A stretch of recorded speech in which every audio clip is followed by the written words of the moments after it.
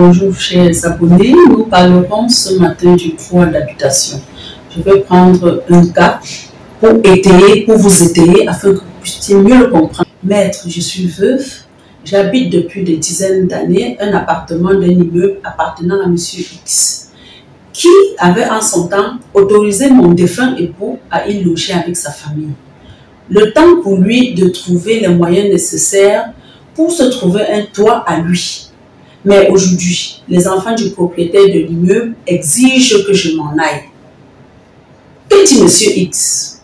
Il est décédé longtemps même avant mon époux et nous y avons toujours habité sans aucun problème jusqu'à ce que dernièrement, ses enfants ne cessent de me harceler.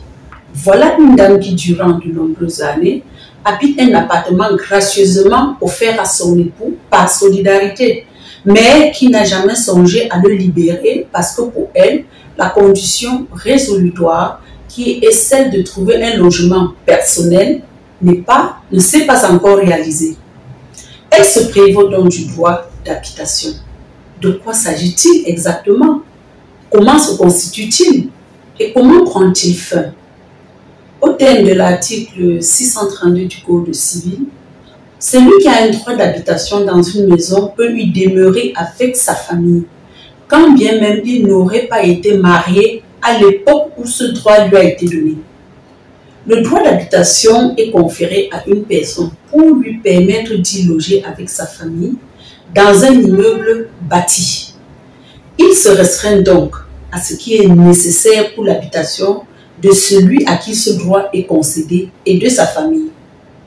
Le droit d'habitation ne peut ni être cédé, ni être loué.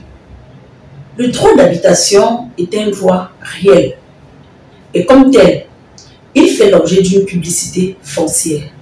Il est viager, personnel, insaisissable et incessible. L'analyse de chaque caractéristique du droit réel du droit d'habitation vous permettra de mieux comprendre ce que c'est que le droit d'habitation.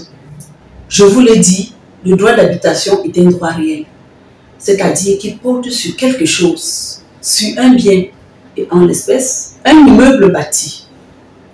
Il est viager, c'est-à-dire que le bénéficiaire de ce droit en a la jouissance sa vie durant. Donc, à la fin de sa vie, le droit prend fin et il ne passe pas à ses héritiers. Il est personnel, c'est-à-dire qu'il n'a pas d'intermédiaire entre la chose, entre le bien et la personne bénéficiaire de ce droit. Le pouvoir sur la chose est donc direct. Ce pouvoir est immédiat. Le droit personnel a ceci de particulier qu'il a un effet relatif, c'est-à-dire qu'il n'est opposable aux débiteurs et n'intéresse pas les tiers. Il est insaisissable. Quoi de plus normal? C'est-à-dire que l'on ne peut pas le saisir. C'est la protection du droit à la résidence principale.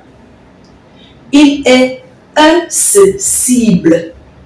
Je dis bien incessible, c'est-à-dire que le bénéficiaire de ce droit ne peut donner le logement en location. Il ne peut le vendre.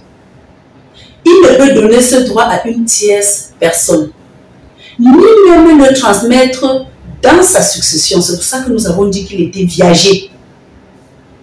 Le droit d'habitation s'éteint de lui-même par l'arrivée du terme si les parties en avaient convenu une. C'est-à-dire, par exemple, ils se sont dit, ok, tu restes dans mon immeuble pendant 5-10 ans. À l'issue donc, au terme de ces 5-10 ans, le droit d'habitation prend fin et celui qui bénéficiait de ce droit doit libérer. Ça peut aussi se produire avec la volonté des parties, c'est-à-dire que le bénéficiaire de ce droit y est installé par celui qui lui a donné ce droit, par le propriétaire de l'immeuble. Et un matin, il peut lui dire, ok, maintenant tu dois libérer. Il s'éteint aussi par la réalisation de la condition résolutoire, c'est-à-dire que le bénéficiaire de ce droit-là a enfin trouvé un logis pour lui et sa famille. Il s'éteint aussi avec la mort du bénéficiaire de ce droit. C'est pourquoi nous avons dit qu'il était viager. Pour revenir donc au cas de l'espèce, le droit d'habitation dont se prévaut la dame est éteint depuis le décès de son mari. Et quand bien même, ça veut dire qu'elle aurait dû libérer l'immeuble après le décès de son mari.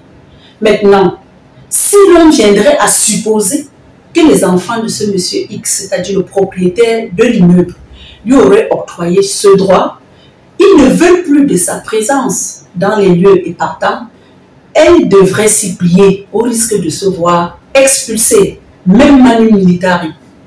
Donc, que tous ceux qui habitent une maison sur autorisation de son propriétaire se préparent à libérer les locaux un jour ou l'autre de leur propre fait ou à la demande de celui qui le leur a donné, sous peine de se voir malmenés.